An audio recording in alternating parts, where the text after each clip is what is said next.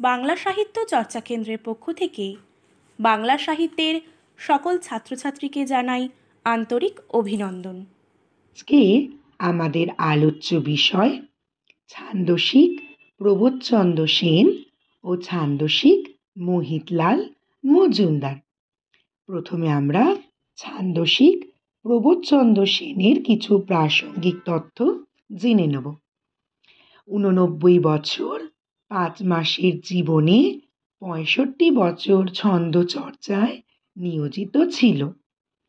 তার উল্লেখযোগ্য গ্রন্থগুলি হল বাংলা ছন্দে রবীন্দ্রনাথের দান গ্রন্থটি 1931 সালে দ্বিতীয় সংস্করণে গ্রন্থটির নাম রাখা হয় বাংলা ছন্দে রূপকার রবীন্দ্রনাথ। ছন্দগুরু রবীন্দ্রনাথ গ্রন্থটির প্রকাশকাল 1945 সালে, প্রকাশক বিশ্বভারতী। এর দ্বিতীয় সংস্করণ 1987 সালে আনন্দ পাবলিশার্স থেকে প্রকাশিত হয়। ছন্দ প্রবন্ধটি রবীন্দ্রনাথ প্রবোধচন্দ্র কর্তৃক পরিবর্ধিত হয়ে প্রকাশিত হয় 1976 সালে বিশ্বভারতী থেকে। ছন্দ পরিক্রমা গ্রন্থটি 1965 সালে জিজ্ঞাসা প্রকাশনী থেকে প্রকাশিত, যার দ্বিতীয় সংস্করণ 1977 সালে প্রকাশিত হয়।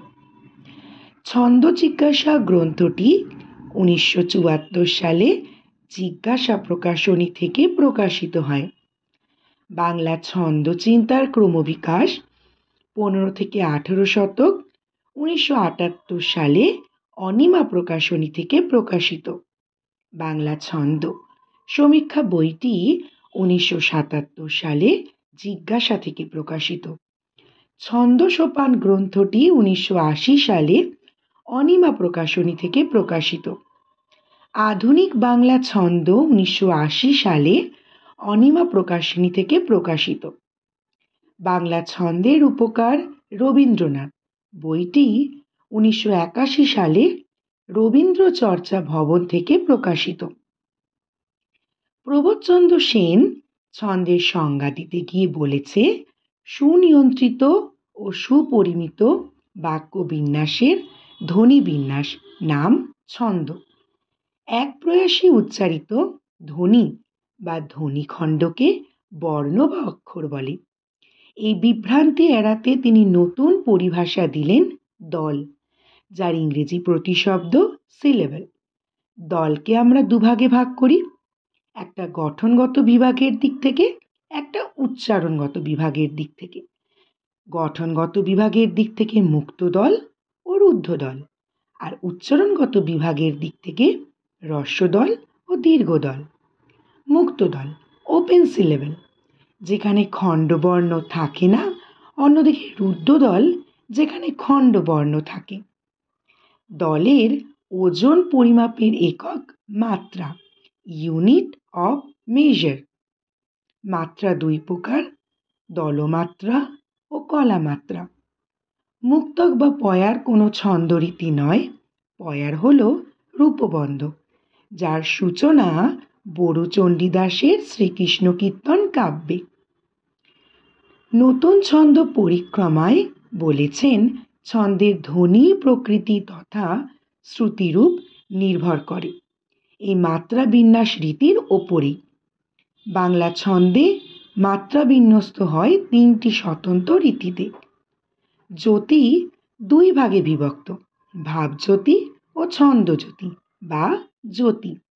এই জ্যোতি 4 প্রকার, যথা অনুজ্যোতি, যার প্রতীক 1 বিন্দু, উপজ্যোতি, যার প্রতীক 2 বিন্দু, লঘুজ্যোতি, যার প্রতীক 1 লম্বা দাড়ি, অর্ধজ্যোতি, যার প্রতীক 2 দাড়ি, পূর্ণজ্যোতি, যার প্রতীক 1 দাড়ি। এবার আমরা ছান্দসিক মোহিতলাল মজুমদারের কিছু প্রাসঙ্গিক তথ্য জেনে নেব। 1355 বঙ্গাব্দে হাওড়ার বঙ্গভারতী গ্রন্থালয়ের উদ্যোগে প্রকাশিত হয় মোহিতলাল মজুমদারের ছন্দ বিষয়ক বই বাংলা কবিতার ছন্দ, 229 পাতা। এই বইটির 3টি ভাগ রয়েছে। প্রথম ভাগ বাংলা ছন্দের সাধারণ পরিচয় দিতে গিয়ে পয়ার ছন্দ, অক্ষর ও মাত্রা, চরণ, পংক্তি ও পদ। সত্যেন্দ্রনাথ দত্তের হসন্ত প্রাণ মাত্রাবৃত্ত ছন্দ, বাংলা ছন্দ ও বার অ্যান্ড বিট তত্ত্ব নিয়ে আলোচনা করে।